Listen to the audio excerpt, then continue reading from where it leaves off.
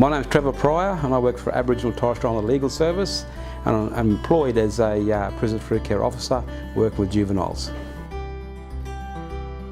What's really important I see in this role is the young person needs to know their identity, know who they are, where they come from, because these young kids, they don't know where they're from, and so a lot of the young people here that I work with, I connect with them because I know their last names, and I'm telling them, you're Bindle, you're Waggarukaba, you're Biri, you know, you're Naro.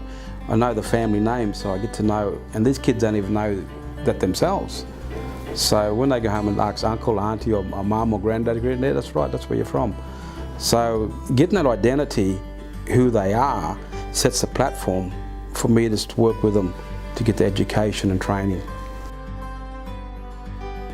Doing these cultural camps with Mission Australia, ATSILS was happy to do an MOU with Mission Australia, and so Mission Australia sponsors me running these camps. So if I take 6 kids, 4 or 5 of them are my kids and 1 from Mission Australia, and they sponsor me to take these boys to bush, where I teach them our law, L-O-R-E.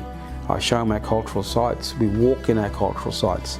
I explain what these cultural sites are, and just seeing the reaction on these boys' faces when they actually see the real stuff that they've heard about but never seen before. My dad, he'll be 80 next year. He does a smoking ceremony with those young ones, and see those boys stand still for over 10 minutes while Dad talks to them and then smokes them. It's unheard of. You don't see those boys stand still for anybody. So definitely connecting the kids to their identity, me taking them bush, cultural camps, fishing, hunting, show them how we make our traditional spears. You're talking about our L-O-R-E. Straight away you can see those boys starting to get a bit of pride within themselves again. You see it on their features and their faces.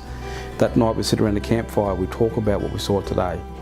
One of the boys I took, he's from Juru country. He didn't know he's from Juru. Until I said his name, I said, "You're Juru, this is your country."